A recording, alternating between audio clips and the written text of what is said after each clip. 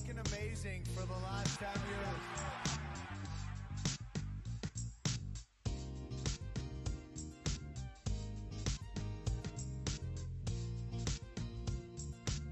Let me start off with a Twitch feed this morning, and I got to get the whole name right. Mile High Hockey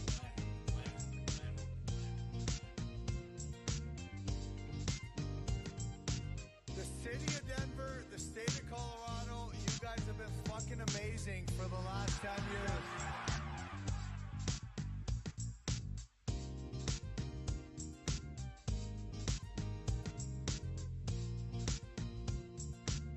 Let me start off with a Twitch feed this morning, and I got to get the whole name right.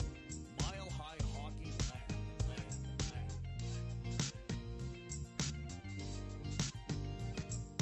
The city of Denver, the state of Colorado, you guys have been fucking amazing for the last 10 years.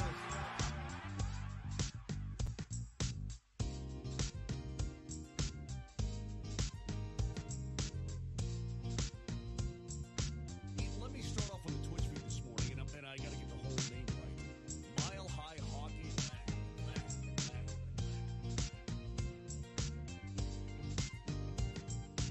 The city of Denver, the state of Colorado, you guys have been fucking amazing for the last 10 years.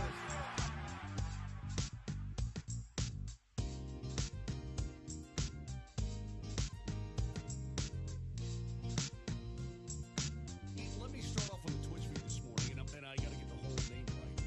Mile High Hockey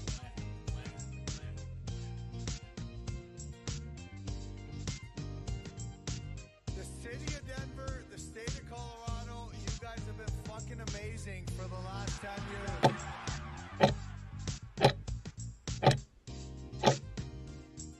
Welcome to the Mile High Hockey Lab.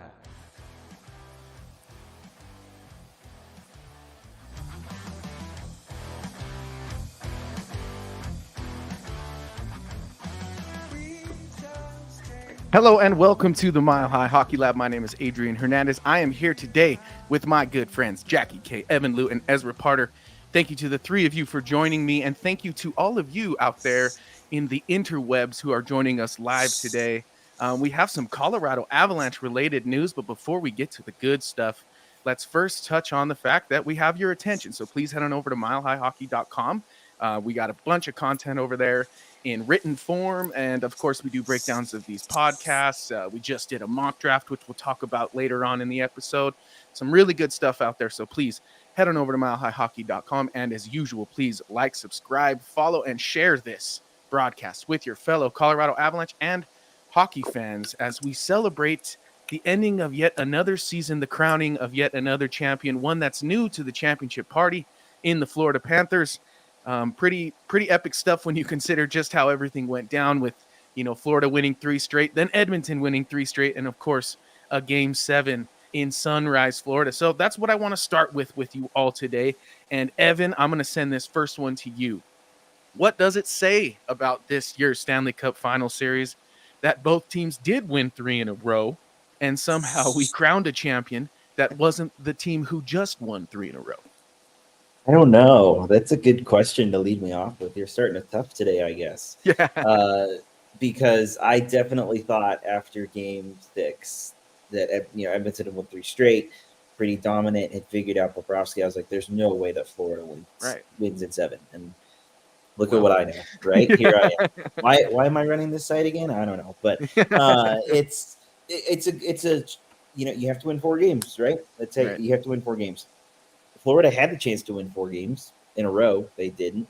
Then when Edmonton needed to win 4 games in a row, they didn't. So really just a huge swing of momentum really for both teams, really. And ultimately it kind of came down to a showdown in Game 7, which was great. And I definitely thought we were going to see like a little recap of the entire series and just Game 7 after we were 1-1 and like 13 minutes left in the first period. I was like, oh gosh, it's going to be like 5-4 triple overtime, something crazy like that. And it didn't. So it's just a show of grit and resilience, and congratulations to the Florida Panthers for winning that first ever Stanley Cup. And I'm glad that the tweet that I sent out last night on Mile High Hockey, Twitter's account, X account, did not get lost to the drafts forever. Yeah, Nathan McKinnon still won Stanley Cup. David 0. So And I gotta hand it to you because it takes some gall to send that tweet out night of. You never know what kind of vitriol you're gonna get, because I'm sure there were some very emotional Edmonton Oilers fans. Actually, I'm 100% sure that there were some very emotional there Edmonton were. Oilers fans, and rightfully so. If I could, hold on. If I could, I thought it was hilarious. One of the replies, "Oh, how many Conn Smythes does Nathan McKinnon have?" Nobody's going to remember that Connor McDavid got a participation trophy for losing in Stanley Cup. Like, come on. Yes, he was great and phenomenal, but ultimately, you're going to look at Stanley Cups, not Conn Smythes. For sure, and we're going to talk about that Conn Smythe because Jackie we're going to throw roses at her feet for an entire segment later when we do our bold predictions, because she came straight off the top rope and nailed it with the McDavid winning it as a loser. Sorry, but that's just the truth of the matter. I didn't realize how much I was going to enjoy Edmonton losing until they did. Going into the game, I felt like I didn't really care who was going to win. I felt like McDavid winning and getting the Conn Smythe is probably good for the league and yada yada.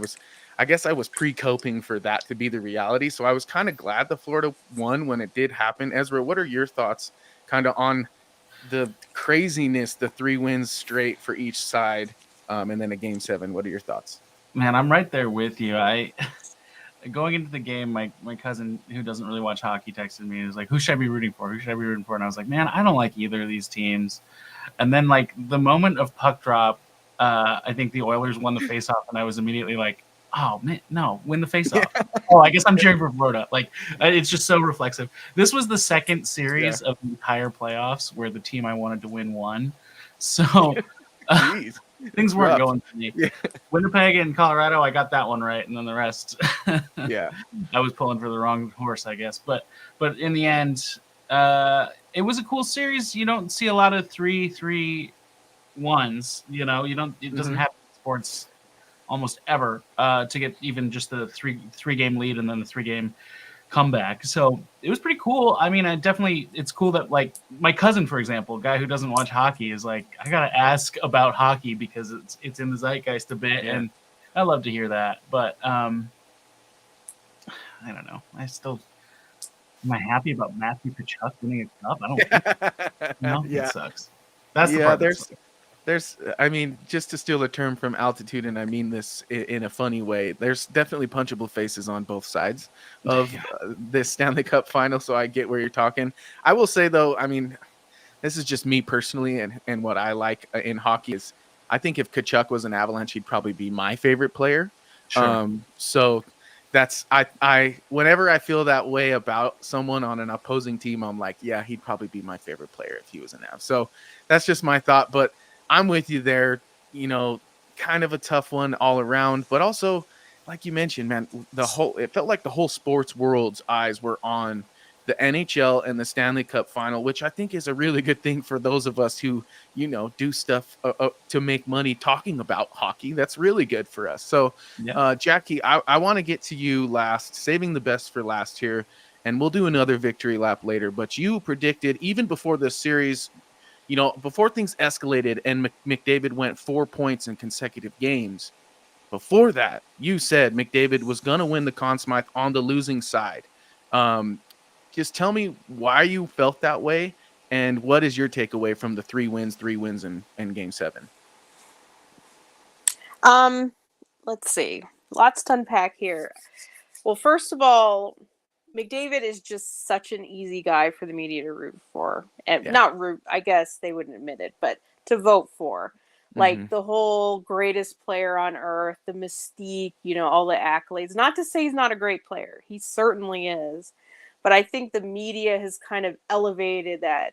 I think it's a bit ridiculous personally, but it just so fits into it. And yeah, exactly. Like, before last night, you probably could have said, yeah, McDavid's getting it either way. But no, I said this before there was even one game played in this series. It's the storyline, it's the narrative they want. All the rule books thrown out the window because it's McDavid. They want him to be the exception. Right. And I knew that he was going to have a game, right? There was going to be some reason, something that he did in the finals that made them say, okay, we're going to vote for this guy. Now, if they got swept in 4, probably No. not. It's a little hard to vote for someone on the other side in that case. But, you know, once he had the points lead, it was like off to the races. Like he was getting it for sure. So that one definitely felt good to call because, you know, I see Very this bold. McDavid thing, you know, a mile away. Yeah. And as far as the game, I mean, I just hated how dragged out it was. Like, this is the week where everything's happening, the draft, the awards. I hope the schedule comes out. You've got development camp next week. You've got the new league year on Monday. It's just ridiculous that we had a Stanley Cup final this week. And you know, Omar trade and a Casey Mittelstadt Well, right, and contract these trades that the teams rightfully need to get business done. Got her get it rolling. And so I think part of why it was so dragged out sort of, I think, led to a loss of momentum, which you'd say the 3 games and then the 3 games the other way, that is momentum. But in a way, it was kind of the opposite. It was so hard for Florida to get it going again. Mm-hmm. And I think it was huge that they scored first. Agreed. Last night, I think that's what they needed. They needed something to kind of settle them down and say, okay, we got this. We scored first, and we can do this. So that's kind of what I think happened. Like, this didn't need to be dragged out for over 2 weeks. And I think that you just sort of lose more of a series feeling, a back and forth. It just felt like these games were individual. It was like, oh yeah, it's another game day. Let's see a game. Like nothing built on each other, in my opinion. Now, I know you'd say, well, the way that it was almost a sweep one way and almost a sweep in another, but not to me. It was just like these games that happened, and then finally, this is the one that wins the Stanley Cup. Yeah. Well, to your credit, I don't like look back and be like, oh, but it was game this that changed things. You know what I mean? Like, you're totally right. I mean, there were blowouts for each side. And I agree with you. It culminated in Game 7, and the NHL is lucky that it did. Well, I mean, that's just how Game 7s work. So the hype was built into that. So it worked out in the long run. But we joked with you in the Slack chat, because you've always said, I like elimination games. Well, you got 4 straight. No, I like eliminations. Yeah, exactly. Yeah. when the dagger comes out and it's over. Yeah. So they were making you pull your hair out for sure. And what's crazy enough about the Conn Smythe conversation is, if it did end in 4, it's likely that Bob statistically does stack up with the Tim Thomases and the Andre Vasilevskys statistically in terms of save percentage and goals allowed. And he's your obvious Conn Smythe winner. What throws everything off is this 8-1 drubbing that he got. And then we go 7 games, and you see, you know, statistically he doesn't stack up with them. But I think the same logic you apply to Connor McDavid and not being successful at all in Game 6 and 7 can be applied to Bobrovsky in having a little bit of a downturn in Games 4, 5, and 6. So I think that's kind of unfair to give McDavid a pass in the 2 most important games of the playoffs, period.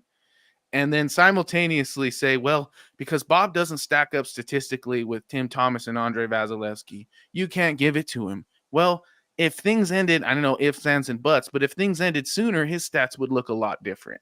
And they didn't. And so I think if you're looking at the body of work, I do think you could have easily given it to Bob. And I don't think anybody. Crazy. He didn't get any votes. Like, yeah, Ryan gave him 1. Ryan gave him 1, I believe. Ryan Clark, which, you know, I applaud him for breaking away. I mean, the consensus of those votes is crazy. Yeah. You know, I get that McDavid was the chosen one at that point, but for Florida, you could have argued maybe 5 different guys, and then every single person votes Barkov. I'm not saying Barkov wasn't deserving, but every single person. Right. It almost feels predetermined. Like, it almost felt like they chose after. Right, like they all just sat around and said, who are we taking second? Okay, it's probably Barkov. Yep. It's like nobody. And Ryan went, no. Exactly, and good for him. It's like nobody thought, okay, we were about to give the Conn Smythe to Bobrovsky, you know, a week ago, and we can't even give him a vote. And nobody did that. I don't like the predetermined nature, which leads more into they just so bad wanted this narrative for McDavid. Yeah. Like, just any reason they could do it, it was like on. And I called it nepotism, and people couldn't draw the line and figure out that funny on their own. But because what could have been, right? Yeah. I literally said it in my own book because like underrated pick is Bob for the Conn Smythe. We'd be handing out a totally different ding today if that were the case, right? Jackie again stole a ding away from me. So, but I'm just kidding. No, I think I guess I'll preface this. I guess if Bobrovsky has that same performance in Game 7 if he had that in Game 5 after being drubbed 8-1 in Game 4, would we give him the Conn Smythe then? Because that I don't know. You think so? I think so. I would have thought about it. Personally, I probably wouldn't have voted for McDavid. Like, it matters to me that you win the thing, and I'm not saying it's 100% never, ever, ever, but I probably would have voted for Bobrovsky for the Conn Smythe if that was my choice. So it didn't even have to be a Game 5 thing. I think, like you said, okay, maybe he didn't have his great 3-game stretch in there, but if you look at the playoffs as a whole, I mean, he was incredible. Yeah, he had to save the playoffs. I feel like. Go ahead, Ezra. Sorry.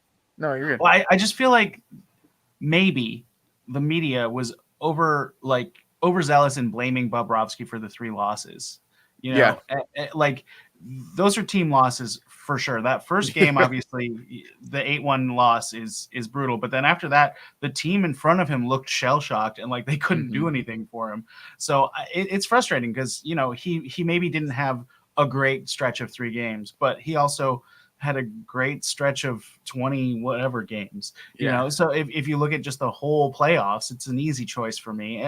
But you have to. I mean, Connor McDavid set the assists record. He beat a Gretzky record. Like that's a factor too. I think that matters. But man, how do you not?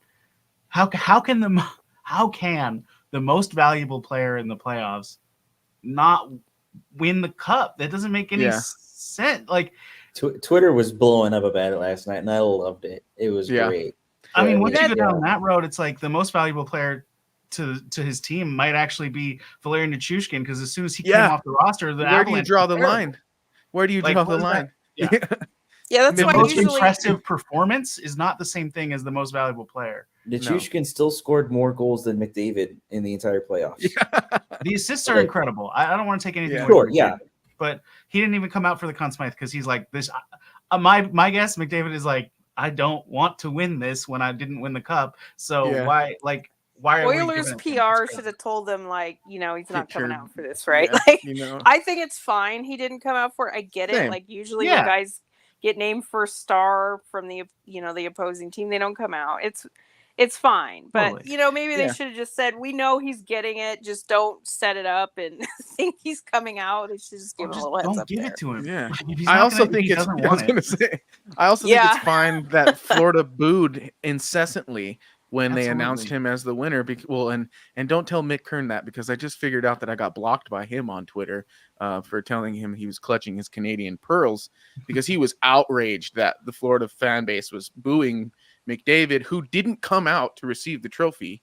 I think if he came out, there might have been some respect and acknowledgement, but I think the fact that it was pretty obvious to everyone in the world he wasn't going to come out and collect that trophy, and that you probably could have just as easily given it to the winning side, but you almost just as obviously chose your prodigal son instead. Like, it's not hard to figure out what was done. And to be honest, the NHL didn't get their way last night. If the NHL had it their way, McDavid wins that thing in OT, you hand him the Conn Smythe, and that hype train just gets the most steam it's ever had, which is even crazy to think about. But I don't here think we are. ESPN would have missed the moment of McDavid lifting the cup. No, exactly. Isn't that something? Ooh, shots fired. Shots fired. But you know what? We have some Avalanche news today, so let's just put a bow on 23-24. We'll congratulate the Florida Panthers. We'll say better luck next year to the Edmonton Oilers, and we'll talk about Casey Mittelstadt, who's, of course, re-signing with the Colorado Avalanche as an RFA. He will be a UFA at the end of this contract. But he's a 3-year contract for $5.75 million AAV. Initial thoughts on this deal, Evan? Yeah, I'm not gonna lie. It was the very first thing that I saw when I woke up. So good morning to me. Yeah. And I'm pleased that he got it done. I'm pleased that we got it done, kind of got it over with. Because he's obviously, I think, the number one priority that the Avs had to focus on. Yep. I am a little bit disappointed in the fact that it's basically a bridge deal. It definitely is. Because, I mean, and I get that, you're trying to be, for lack of a better term, cheap. You're trying to be wary of what little money you have available, at least at the moment. But this is also your 2C that you traded a very good defenseman for and are trying to lock down for the future, right? Mm-hmm. And locking him down for 3 years doesn't necessarily do that. He's going to be due for another big raise in 3 years. He's going to be 28, I believe, at that time. So, I mean, what do you do at that point then? Because then you have the likes of Mikko Rantanen and Cale Makar to re-sign at that point as well. Do you then take a risk by maybe signing him instead of Rantanen? I doubt they get rid of Cale Makar. If they do, then holy cow. Don't even want to paint that picture.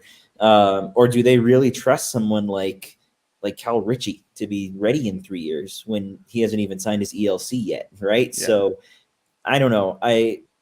I'm glad that he's here for 3 years. That is great. We have at least our 2C problem figured out for the next 3 years. But is it going to be a worthwhile investment down the road before we move on to the next one? I don't know. Yeah. I think term is indicative of a bridge deal, as you mentioned. I don't think you're wrong by saying that. I think the AAV comes in and shows you that the Avs do value him.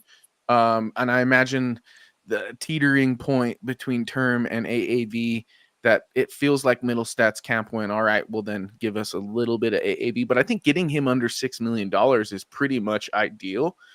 I will say, though, that the term, it makes sense to me because he's not quite as proven as a typical bona fide 2C would be. I mean, he had 18 goals, which was his career high last year. And I think 40 some points, maybe 50 some points, which isn't necessarily, setting his hair on fire. And I think that he'll definitely get an uptick in his time here in Colorado. But I think there's still proof in the pudding. And I think that's a proof to be found in the pudding. And I think that's the true nature of a bridge deal. But Ezra, what are your thoughts on the 3x575? Yeah, I mean, I pretty much agree with you, Adrian. I think like the 3 years is disappointing in one sense because it'd be great to lock him down, but getting him under $6 million was more important, I think. And if you can get him under $6 million for 3 years versus getting him a little over $6 million for 4 years, I think you have to think about the now and make that choice, because in 3 years things can look vastly different. As we've learned as Avalanche fans, things change quickly. So making sure you're thinking about the now rather than just the future, I think is really important here. And I mean, in 3 years, Mittelstadt and Ross Colton are both up. So they're saying we're going to figure out our center position again in 3 years. And that's cool. Yeah, one of these guys is probably going to earn an extension, and one of these guys is probably going to go. And if you have to guess, it's probably Mittelstadt stays, Colton goes, and that's fine. And then somebody cheaper takes the Colton job. It's obviously been speculated a ton this offseason that somebody cheaper is taking the Colton job sooner than that, but we'll see what happens. I think it's solid cap management to make sure that you're under 6, and then you can figure all this out in a couple of years. It's going to be okay. Right. Well, I agree with you there, but Jackie, you were very, very outspoken on the build-up kind of to this contract that they're going to have to pay him, and it's probably going to be long-term. What is your reaction to this now that you see that's not quite how it settled? What were you thinking in believing that going into this?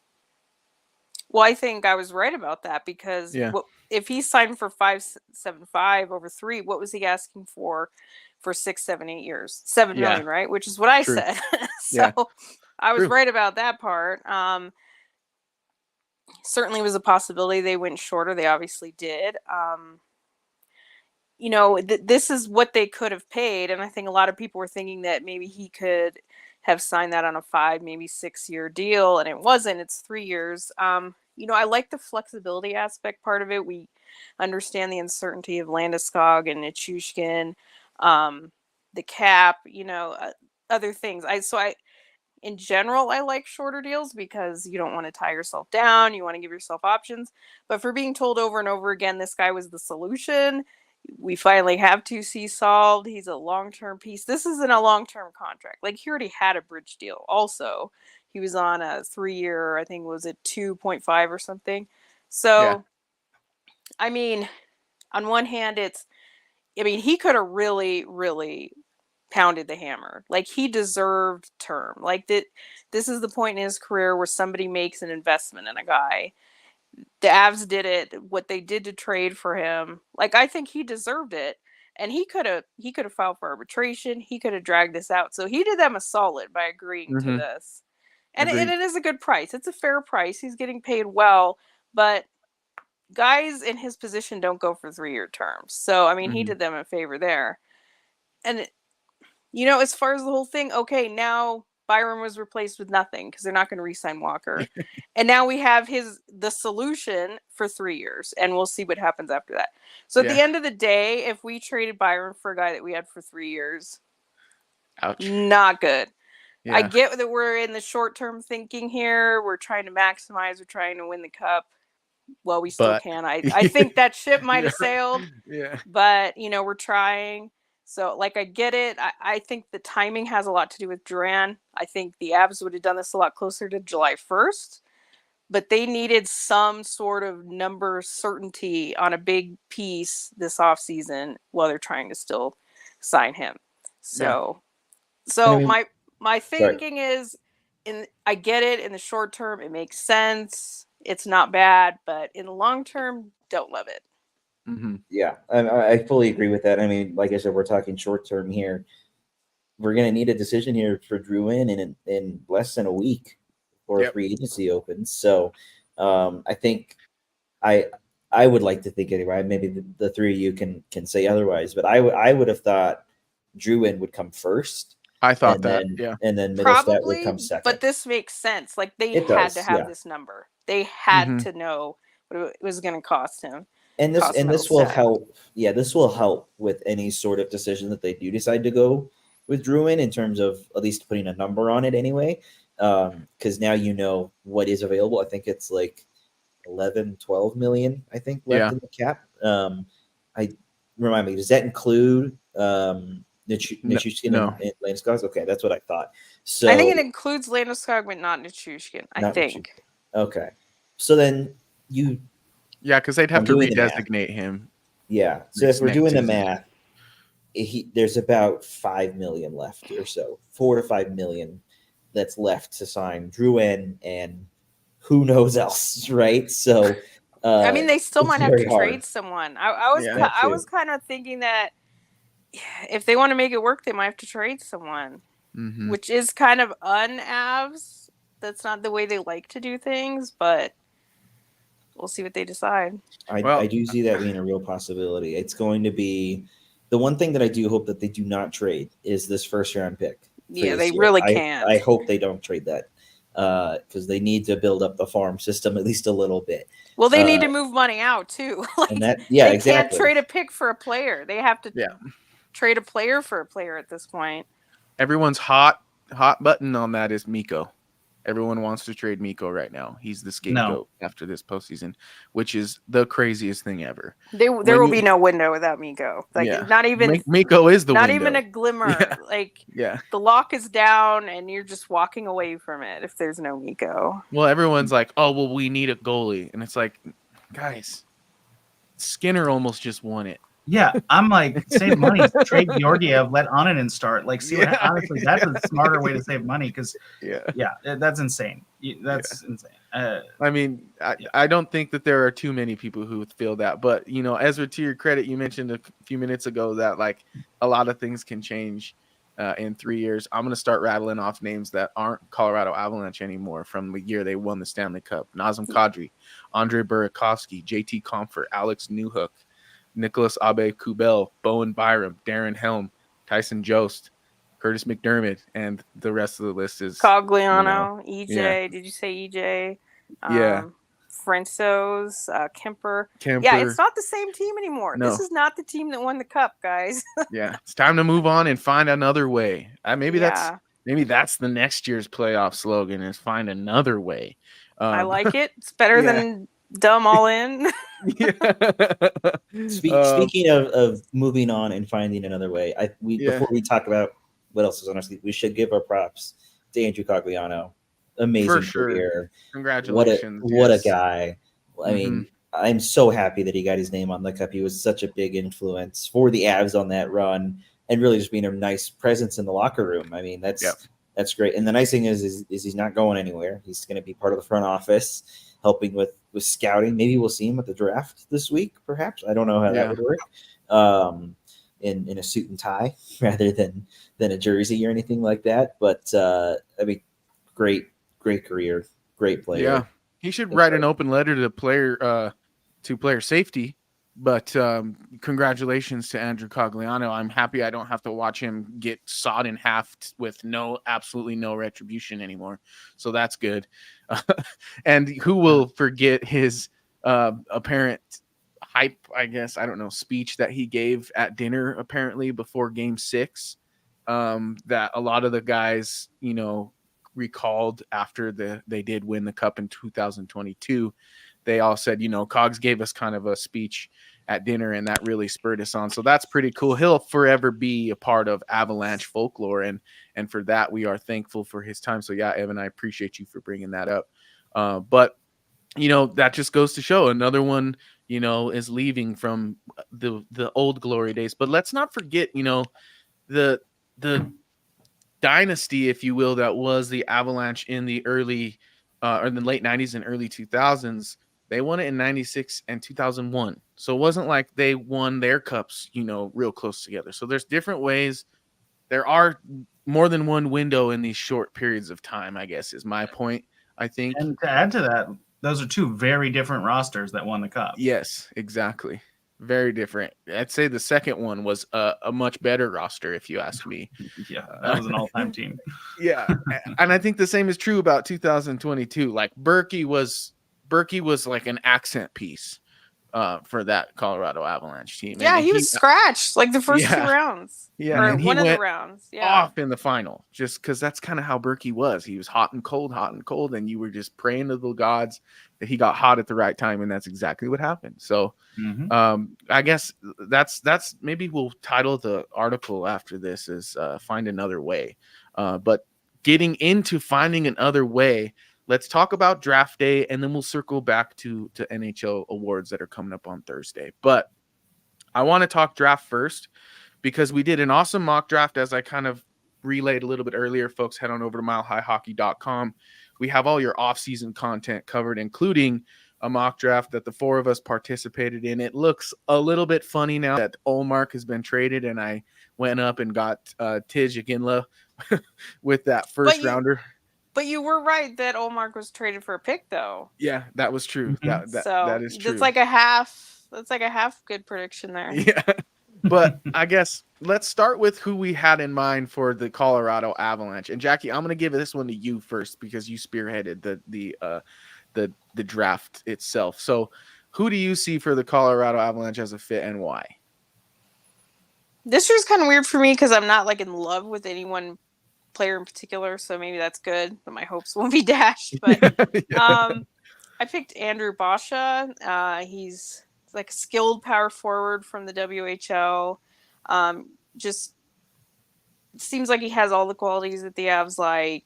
He's a good skater. He's a little bit bigger, but well-rounded, but has skill, can score goals. I think he's one of the Avs love goal scorers, so I think he's one of the top 10 in the draft class for goals scored. So I always kind of look at that because the Avs kind of gravitate towards those that have scored in junior. So I think he'd be a good pick for the Avs. I think he's someone that's probably looking 20 to 30 range. So we're not really, he wouldn't be like a faller. Like Richie, I thought for sure would go top 20. So I didn't even think about him. So this isn't really quite a reaching for the stars pick, but one that I would be satisfied with. Right. Well, you likened him to kind of Yanni Gord. in the article itself, which if you look at Yanni in his career, he was drafted in 2015, I believe, or 20, maybe not. He started in 2015 with the Tampa Bay Lightning with 2 games played. But he's pretty much played at least 50 games every season since 2017. So if that's a ceiling and that's what he comes to realize, that would be great for the Colorado Avalanche. If in fact they do select, who was it? Sorry. Who did you say? It was Me? Basha, Basha? Andrew Basha. That's right. Okay. Sorry. I was looking at Ezra's because I'm about to send it to Ezra.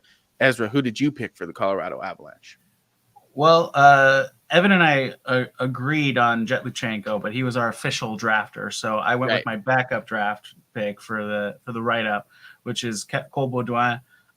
He is a high motor, high physicality, bottom 6 center type, who's scoring at a really high pace in the OHL. So he has some goal scoring to him too, but he projects more as like kind of your hulking, hitting, face-off winning bottom 6 center who can hopefully find a spot on special teams as well. The elite prospects write-up for him I thought was pretty fun, so I just included it. I just quoted it and put it in there. They said, Baudouin eats up the boards, grinds them, spins off opponents, drags the puck out of traffic, and gets it to the middle of ice. There's not a battle he can't win. I'm like, wow, these guys really like him. But every outlet that writes about prospects that helped me form my opinions was really high on Baudouin as a great pick in the 20s because he has basically an NHL bottom 6 floor and probably not a top 6 ceiling, but those kinds of players sometimes grow into more. Yeah. Well, what I hear is affordability and a guy who will probably find his way onto a roster if in fact his floor is a bottom 6. He'll always find his way onto a roster that's probably looking to build heading into like the playoffs and wanting to win and stuff like that. So I think we talked about Cole a couple episodes ago when we first started talking about the draft. So I like Cole a lot. I love that write-up. It's like, I don't know, like he wrote it himself and was like, yeah, for real. Oh, that's awesome. And getting a center is always good, right? So that's where I'm at with that. But my pick was Emil Hemming. He's a Finn right winger, which I know not exactly like Mikko Rantanen, but he's a big dude, kind of like Mikko Rantanen. He's definitely already a physical fit for the big leagues. He'll have to get familiar with North American games, sound familiar. It'd be nice to have 2 Mikko Rantanens, although I don't see this guy as quite having that ceiling because Mikko Rantanen, in my opinion, is a superstar. But he does have, like a seeing eye, slapper, that sort of thing going for him. So who knows, that Emil might find his way onto the Avalanche radar and end up in the system as well. But let's pass it to you, Evan. And Ezra, talked about this a little bit, but you had the official pick for the Colorado Avalanche in our mock draft. Tell us about center Jet Luchenko. Yeah, so the official pick of Mile High Hockey and the Colorado Avalanche is Jet Luchenko. Yes, so I'm looking over at my other computer here and kind of looking, and he's kind of ranked all over the place. He's as high as 12th and also as low as 44th. Yeah, so he's kind of all over the place. Yeah, this whole draft is. Yeah, exactly. Could be interesting. So I do feel like he'd have to fall a little bit to get to the Avs. He'd have to be kind of similar to Cal Ritchie last year to make that happen in real life. But he's an excellent player. He is, let's see here, he's 5'11", 187 pounds. He's only 17 years old, by the way. He turns 18 in August, and he's a speedster, 2-way forward. He's a workhorse. I mean, we talked about how the Avalanche loved their speed, right?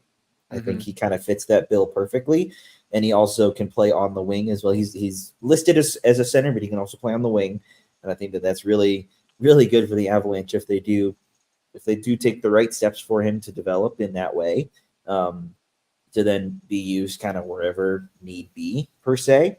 And yeah, I think he'd be a really good pick for the Avs if it works out. If not, I really like Ezra's pick as well of Cole Boudon, or however it was you say it in French. Well done. And yeah, I mean it's as Jackie said, this draft is kind of all over the place. There's not a ton of like standouts and people that I like per se, or love, I guess is a better way to put it. But if Luchenko can fall down that far, I would definitely take him. And Yeah, I was going to say mock draft. So thank you for leaving me for him. Yeah. Thank you for leaving him. I want to pile onto him real quick because I love the player too. I've watched.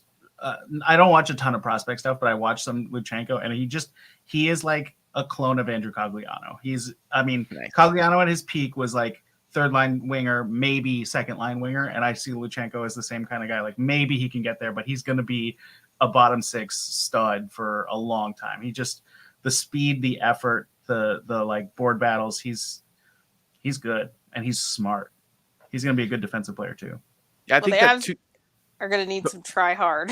Yeah. That's what they love. I just hope my hesitation in a guy that maybe projects more as a bottom six or third line is just it seems like the Avs need to see the skill. Like they need to see the try hard, which is hard with young players to really show that and show it consistently.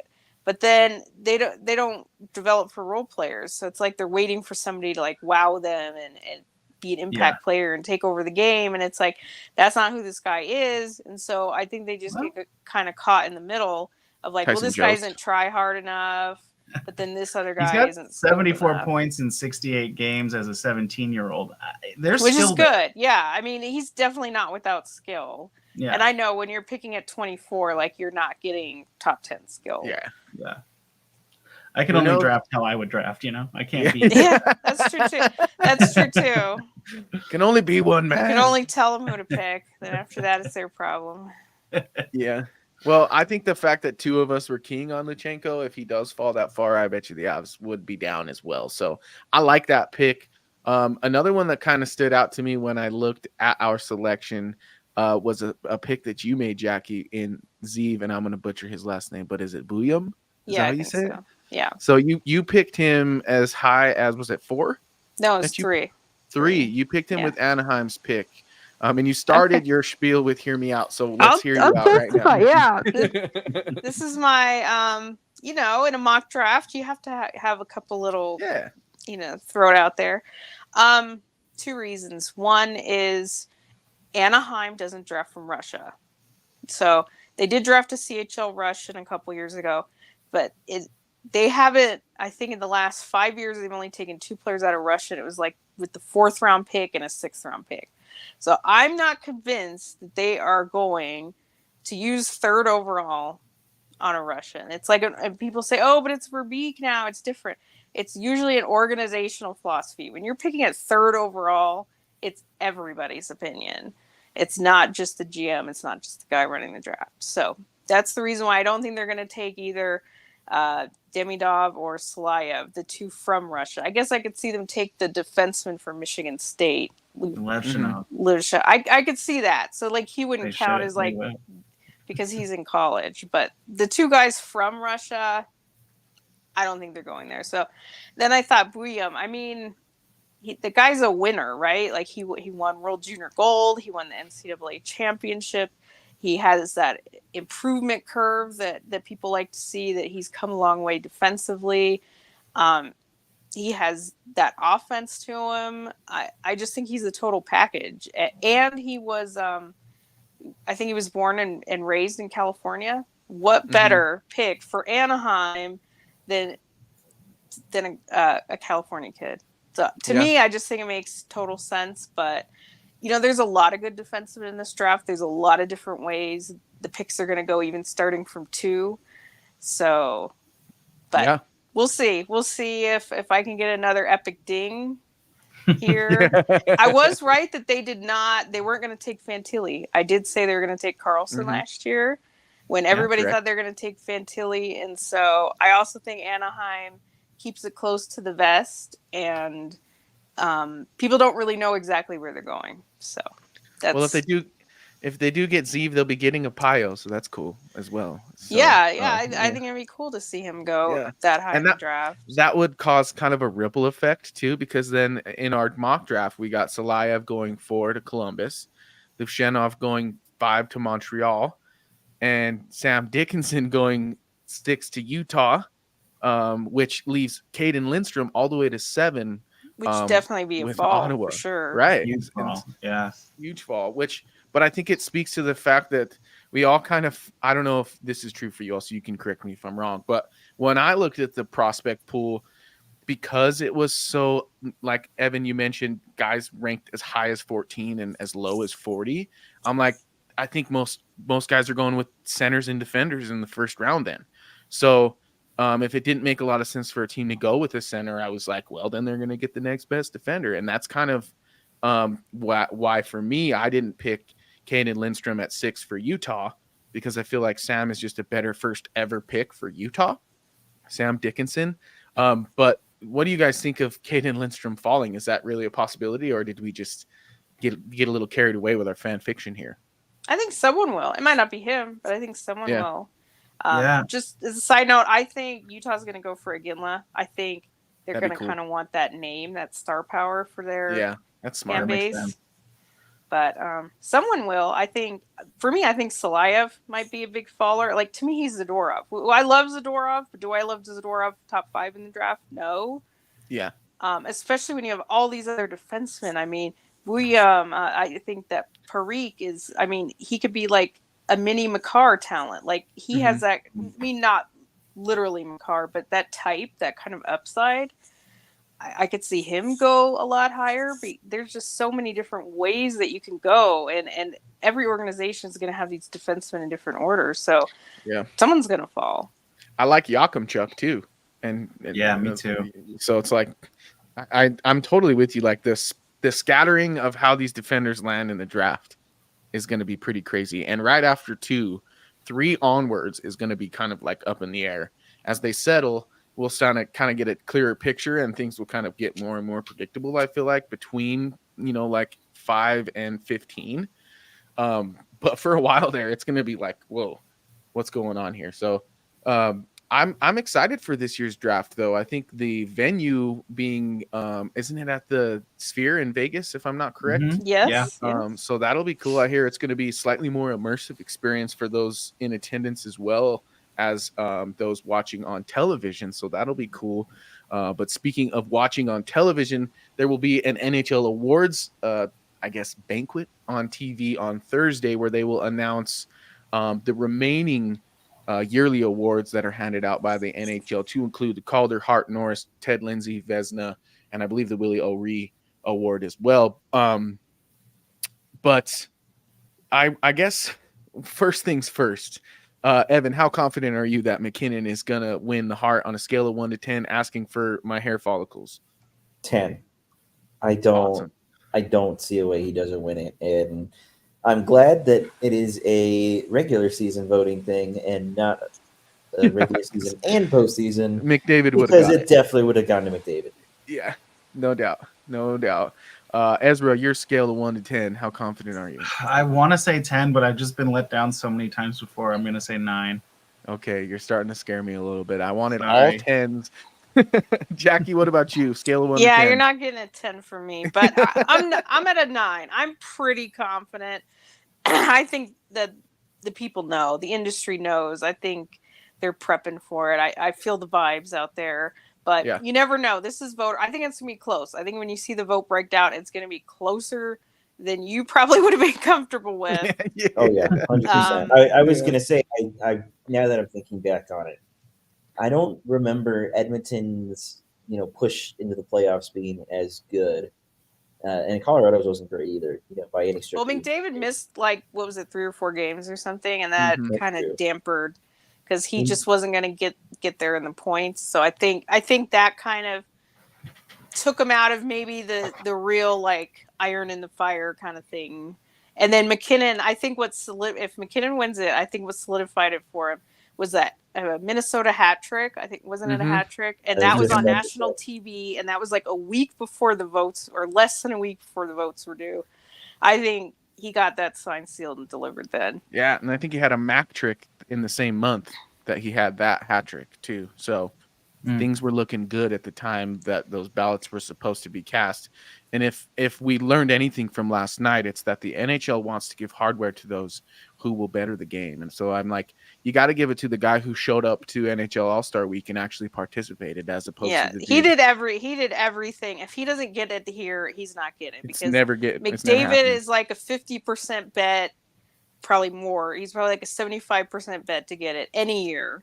Like McKinnon would probably need him to get injured to get. It's just crazy. Like, if McKinnon doesn't get it now, he will never get it. I think he already has the most Hart votes ever of any player to have never won it. So he's due. He earned it. Yeah, exactly. Like, he's been on the mayor and the kissing the babies parade and doing everything he's supposed to and smiling. And you better believe it, he wants it. Like, when they ask him about it and he says, I don't want to get my hopes up. Like, the man wants it. He it's okay to want it. It's okay to be told you are the most valuable player in this league. So he deserves it. It's his moment. And before he went and it says, I just want to thank my guys, man. I couldn't have done this without them. Yeah. That's exactly of course. But I mean, let's be real. He wants it. Yeah, for sure. For sure. And I do too, because I mean, I look good already. I've seen myself with a buzz cut. I know it's okay. Everything will be fine. I think you'll be okay. I'm confident for you, but it's still voters, and it's still, there's a lot of different narratives out there, but like I said, I'm feeling the vibes. I think the vibes are that McKinnon's he's gonna be ready to take that trophy. All right. Well, I'll take the 2 9s and a 10, and I'll add my 10 to it, and it's a pretty solid average. So I'm feeling pretty good heading into Thursday night. But also Thursday they'll hand out the Calder, the Norris, the Lindsay, and the Vezina. I want to get y'all's picks for those just real quick. Ezra, who do you got for Calder? I mean, I think without a doubt it's going to be Connor Bedard. Okay. No, do you think that Faber gets a lot of votes or gets even any votes? No. I think he'll get votes, but not a lot. I think he'll get votes from a few specific people. Does everybody else agree on that? Pretty much. For sure. Who are the finalists? If you have that, I'm looking at them right now: Bedard, Faber, and Luke Hughes. I could see Luke Hughes maybe getting a few too. I think Faber had certain support, especially people that were really into analytics. Yeah. I don't know. I think he'll be a definite second, but I think he'll have some decent favor. Like maybe he got a lot of second place votes, which will give him a lot of points. But it's Bedard's. I mean, he did what was advertised. He was on a terrible team, and he still was a difference maker with literally nothing on his team. So, yeah, it'll be his. Yeah, I would give him the nod on the literally nothing on his team and looking pretty good despite having a pretty brutal injury midway through it. Let's move on. Well, I mean, I guess we all agree McKinnon for Hart then as well, yes? Yeah. All right. So let's move on then to the Norris. Jackie, who do you got winning the Norris? Quinn Hughes. He's got the narrative. I think he finished with the most points of any defenseman. Like that. Yeah. That does matter. Was it 92 points? I believe so. Like, points matter for the Norris. It really does. So, whether you believe he was truly the best defenseman this year or not, but with the year that Vancouver had, and he's got the points, I think he's pretty much got it in the bag. Which is pretty frustrating because Makar finishes with 90 points, and he missed those 5 games at the regular season. I'm pretty sure he would have maybe got the top points. But then it could have been interesting. It could have been interesting then if you have because they love to vote for former winners because it's so justifiable. And then if you have the most points in your former winner, I think even then though, I think they still would have gone with Hughes anyway. That's my pick too. 75 assists is crazy. Yeah, I think he's just on a different planet and helped Vancouver, win the Pacific Division. So I mean, I'll be honest, I did not see Vancouver really being a huge contender as they were. So Hughes is a big part of that, and I think that they'll recognize that for sure, and I think that he's going to take it home. Ezra, you agree with that? Yeah. I don't buy the Vancouver stock, but I do buy the Quinn Hughes stock for sure. That is your Norris Trophy winner. I think one fact, I think Cale Makar is gonna come up with a lot more votes than we as Colorado writers think, because the local narrative around Makar was that he was having a down year, but the national narrative was not. Nationally, people were not as aware of his defensive struggles, and they saw the points, and they're like, "Oh, he set a career high," which is true, and we should think about that too. But so do we think? So do we think Kale comes second? I forget who the third was. Oh, yeah, it's the Romo third is Yossi. Yossi. Okay, well, he's see easy that. to vote for too. But then, does Kale come second? I think so. Yeah. Yeah. Okay. And I think by more than like we're expecting. I think it's going to Probably. not be Okay. close. I think It'll be a decent gap. Yeah, can you imagine like how crazy spoiled are we that like we look at a 90-point season from Makar and we're like, yeah, it could have been better. It could have been better, man. It's really true. Yeah, so Could have defended a little better, but He yeah, could have. yeah. He could have. but more than 90 points from a D, yeah, it's pretty crazy. Well, let's talk about then the Ted Lindsay Award, which is another piece of hardware that McKinnon could take home. He's a nominee alongside Austin Matthews and again alongside Nikita Kucherov. Evan, do you think McKinnon wins both if he wins one? Or do you think that they use this Ted Lindsay as a means of handing it to whoever didn't win the Hart? That's what I was debating in my head right now, because I don't know. Someone would have to fact check me on this. I don't know how many times a person has won the Ted Lindsay and also won the Hart. I'd say most times. I think it's most. Yeah, I could definitely see this going to Kucherov for sure, because I think when you look at the team that was around him in Tampa, he didn't really have a lot of help and kind of dragged them to the playoffs, to be quite frank, with his insane scoring. I think that players could recognize that and give it to him over McKinnon. So it's happened 35 times of the 52 awards that they've handed out. They've won. The winner of the Hart also won the Ted Lindsay. So it's just, about 60%, I guess, of the time, usually who wins the Hart also wins the Ted Lindsay. But I'm with you, Evan. I feel like this year is a little bit different with Kucherov carrying Tampa, I guess, if you really want to look at it that way. I don't agree with that opinion, but I think that that's the narrative that kind of carried Kucherov's campaign into this Hart Trophy nomination. He's been excellent, no doubt, but I think that the narrative around him carrying the team when he's got like 4 or 5 50-point scorers on his roster with him. You can look at McKinnon's stats and do the exact same thing if you ask me, but I digress. I do think that they'll use it as a means of getting somebody else hardware who didn't win the Hart in kind of a silly year where we also see the loser of the Stanley Cup win a Conn Smythe trophy. So it would be... That's interesting phrasing, though, because you're saying they'll use it, and I'm like, it's different voters. If it was the same voters, then I would agree with you. Like somebody would be like, well, okay, I'm going to give McKinnon the Hart, but I'm going to give somebody else the Lindsay. But I didn't think of that. Then the NHLPA votes for the Lindsay. That's right. So the players. That's why I said I think that players will recognize Kucherov's achievements more than McKinnon's. Okay. I think Matthews. I think the players would favor Matthews. Now I think McKinnon's going to get it, but I think second, or if McKinnon doesn't, it's Matthews. I think I see the players. I don't know if respect is the right word, but I just think what Matthews did, the scoring almost 70. I think they are more inclined to recognize that. Not that they don't like Kucherov, but like I just said, I think they're just more inclined to sort of give a nod to that.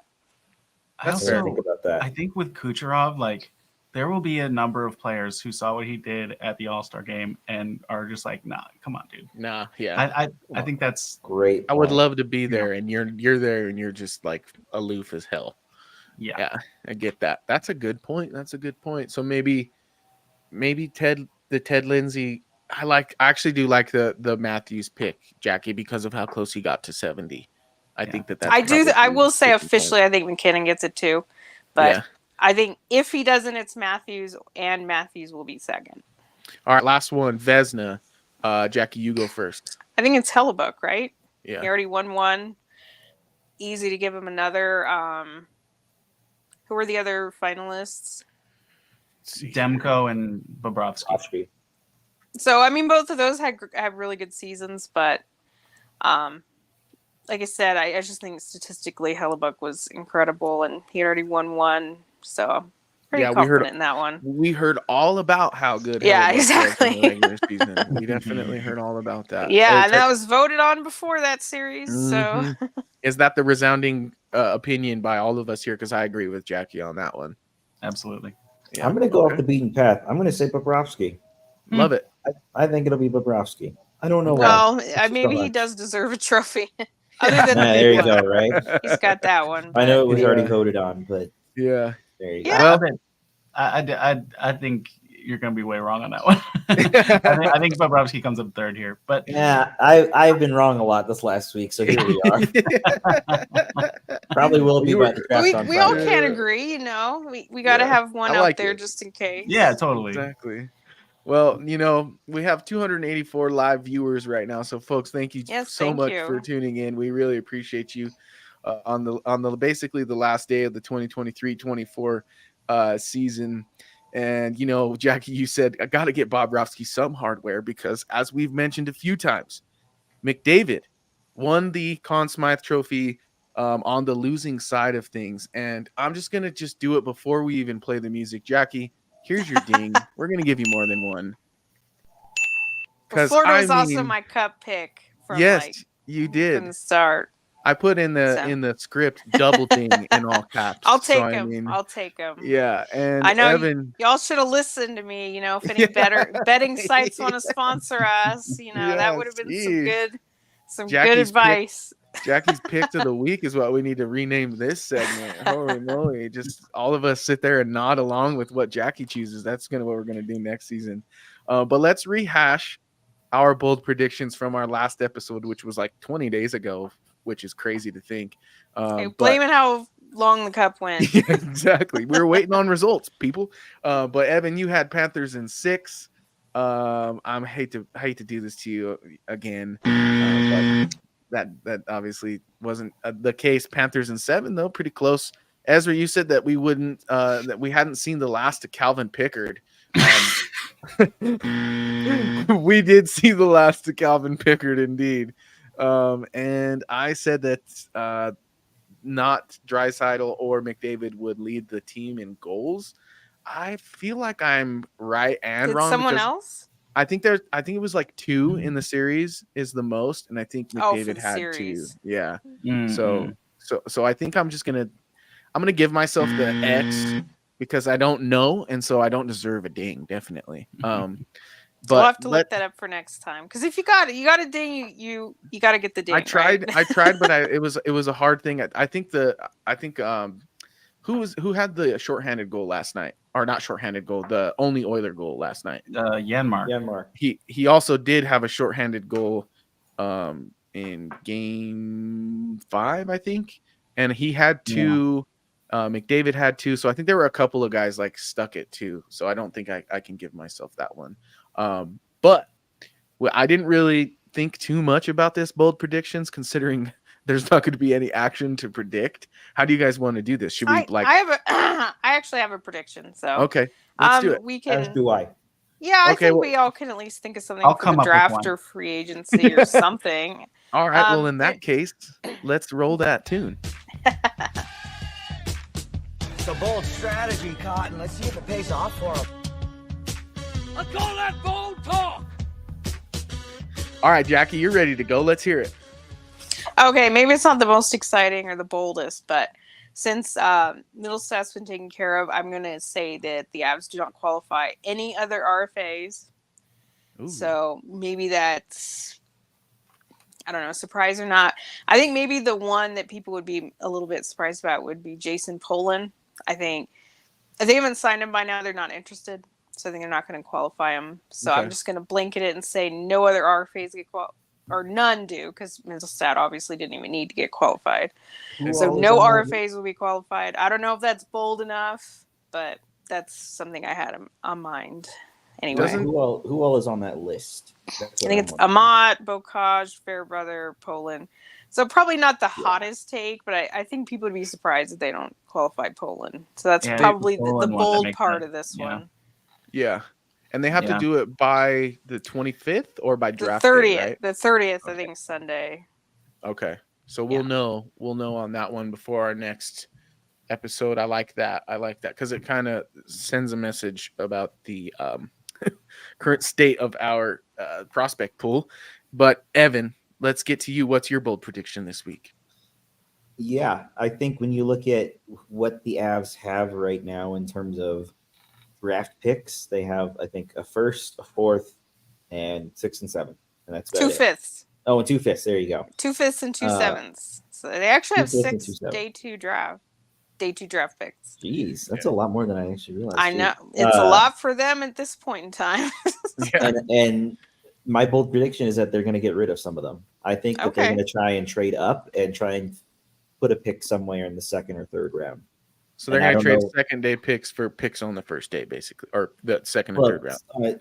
For picks in the 2nd and 3rd round, and I think it'll be a mix of prospects, maybe someone that they're not very interested in. I can tell you who, and maybe some of those 5th or 7th round picks or whatever. I like that because I want to see some action from the Avs on draft day. I don't know what I mean by that. But they've only traded up once since the Sakic era began. And do you guys know who it was for? No, who was it for? Ryder Ralston. The only guy. No wonder I don't remember. The Sakic era. Then they traded him away, right? Yes, and they traded him away. I think it was for Carl Soderberg. Yeah, that's right. That's right. This is the only trade up that they've done in like 10 years. So you could look at it and say they don't do it or they're due. So we'll see. Wow. In that case, I think that makes mine pretty bold. Yes. Just going along with the system, guys. Just going along with the system. That is true. That is true. If it does happen, I would say it's pretty bold. I'm checking in on Ryder, and he's playing for the Rockford Ice Hogs right now, baby, in the AHL. So, I mean, at least they signed him. They traded up for that guy. So, I mean, and he was a son of former Avs player. Nepotism. Mm-hmm. Nepotism, baby. That's the theme of the day. But not enough nepotism to keep him. Yeah, exactly. All right, Ezra, what's your bold prediction this week? I think we've given you enough time to think about it. Yeah. I'm gonna. I don't think it's. I don't know. I'm gonna say there are 2 more signings by the Avs this week. Oh. I'm setting in the number 2 to make it more bold instead of at least 1. Who would it be? Are you willing to wager? Ruin and Richie. Okay, if they actually get Richie done this week, I'll count that. Yeah, I would love that. I didn't even factor in Richie, but I have a small 1% glimmer that they're gonna do it at development camp and actually make him feel special, but that's like a glimmer. That'd be cool. It's possible. It's possible. I'm thinking, confident. Go ahead, Ezra. Sorry. I even want to say it's not Druin. Oh boy, that's bold.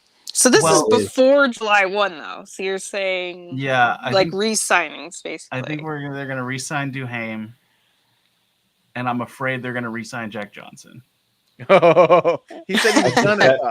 I can definitely see Jack Johnson being a possibility. Oh my God. Yeah. Okay, well I wrote it down. 2 more signings this week. Not Druin, Duhaime, and Jack Johnson. That's no. 2 is my bold prediction, but if you have to be specific, all those. Okay, I'll do bonus. Bonus, not Druin. I really hope it's not Jack Johnson. I feel like he'd be a guy they'd circle back on, if they just totally whiff and they'll sign him on July 10th or something. Yeah, I agree with that. I appreciate his contributions, but I'd like for them to end. I like it. Well, since you said it's not going to be Druin, I'm going to boldly predict that the Avalanche do sign Jonathan Druin, but I'm going to say that it's, I guess, what's more term than you're expecting? Probably anything more than 4. If they give him 5 years, I'd be surprised. I'm gonna say more than 4 years. Then okay. Druin will be re-signed for more than 4 years. Is my bold prediction. I feel like he's gonna sign for 3 or 4, and I think maybe just under $4 million. Yeah, I mean that's my prediction. He can't go much longer than that. No, but they freaking signed Landeskog until eternity. So he was gonna walk. Thanks to the franchise team captain. I could honestly see Druin pulling a Miles Wood, where you try and sign long. That's what I'm saying. A number. Yeah. I mean that's okay. Yeah, I know. I'd be fine with that. Miles Wood was 27 at the time, not 29. That is a big difference. But if it was at like 2.5, I mean that's that'd low. be sick. I can't see Yeah. him doing that. But you got to think in this stage of his career, he's thinking either big money up front or security in term, right? Yeah, that's kind of 7 years, $3 million. Yeah, per. Can you imagine? Oh my god, the Avs don't like term though. No, that would definitely you're buying out those last 2 years, no doubt. So yeah, I mean LTIR. Yeah, they're gonna have everybody on LTIR. They're gonna I do genuinely think they looked at Miles Wood and they're like, well, this guy's gonna get hurt by 32, so let's give him a long contract and not worry. Like, I think they wanted him so bad that his agent said a number, and they were just like, "Fine, what if we divide it by 6?" And they were like, "Okay." I agree with that. Yeah, that's what it is. But they were like, "Okay, how can we make that number work?" And then they're like, this guy hardly can stop. Like Luis Mendoza, he's gonna freaking crash into the boards any day now, and we'll be fine. Oh, that's funny. Well, I like those bold predictions. I'm glad that we actually came up with 4, even though there's not much going. I mean, there really is kind of a lot going on still in the hockey world, and training camp's just kind of around the corner already. It's kind of a weird season with this cup going on so long as late into the year. Busy 2 weeks, and then it might get a little quiet for 2 months. I was gonna say after the end of next week, I'm already going stir crazy. By the end of next week, I'm going to be very stir crazy. Especially with Mittelstadt done, we don't have to talk about arbitration and what that might look like. So they really might be done by July 2nd. Just all good. Everybody show up to camp. Let's do this thing. Yep. Yeah. That's right. All right, y'all. And the schedule. I want the schedule. I want to put it out in the universe. Please release it tomorrow. I want the schedule. Me too, because I'm a season ticket holder and I want to make plans. That too. I like to travel for some games too. We should all gang up and do one of those and sit next to each other, and then you guys can really be annoyed by me. It'd be fun. Well, there's the Denver Sketch Comedy Festival is during the season, so if they happen to have a home game, then I'm coming. Oh, all right. Is it? And my sketch team gets into Denver Sketch Comedy Festival. That's not a game. But do you know the date of that? What it is, or I'll look it up. Say it's October 14th. Oh, that's cool. Nice. Yeah. Very cool. All right. That would be cool. Consider it done, my friend. Let me know, and we'll make it happen for sure. I got 4 tickets, and look, there's 4 of us. Things to plan off camera. No. Yeah, that's true. I want the audience to know. Just say, you know, and I'm just throwing that out there. Schedule's important. Important. Yes. No, you're not. I can't wait. I guess, hold on, real quick. While we're speaking of schedule, Dev Camp is next week. It is 8:15 to 12:45, I think. Yep. July 3rd, July 4th, and then 8:15, I think, to 11 on July 5th, and then they have a scrimmage at 4. I'll be there at Dev Camp at Family Sports Center, so come say hey. Do they got cameras in there again? Because a couple years ago they had I think they do. I think the live stream for like all the people that want to watch their children. I think so, but it's not going to be free. Like you'd probably have to pay for that. What do you know? Regardless, High Hockey will have you covered, so you don't have to pay. Yeah. Evan will be there, and we're gonna do the Gabe Landeskog. Oh no, it's development camp, not quite. Maybe he'll be there though. Honestly, actually, I could see that being a possibility. I mean, Bednar showed up last year, and that was a surprise. Yeah, that's cool. Well, folks, we have a lot to look forward to as Colorado Avalanche fans. Now we start talking about the 2024-25 regular season and playoffs and subsequent Stanley Cup run if we're lucky. And that's fun stuff. We can put last year behind us and look to the future, see if we get guys like Gabe Landeskog back, and who knows what the future holds with Valerian Nichushkin. But needless to say, there will be more Colorado Avalanche news to talk about between now and then, and we at Mile High Hockey will have you covered. Thank you so very much for tuning in. We have up to 310 live viewers right now as we do our sign-off, so please head on over to milehighhockey.com. Follow us on X at Mile High Hockey, and you can follow this broadcast and podcast at all caps MHH_lab. Like, subscribe, share, turn your alerts on so you know every single time we are live, and just know that we love you for doing so. Signing off here is Adrian Hernandez on behalf of Jackie, Evan, and Ezra and the Mile High Hockey Lab. You folks have a wonderful evening. Thank you. Thank you for tuning into the Mile High Hockey Lab.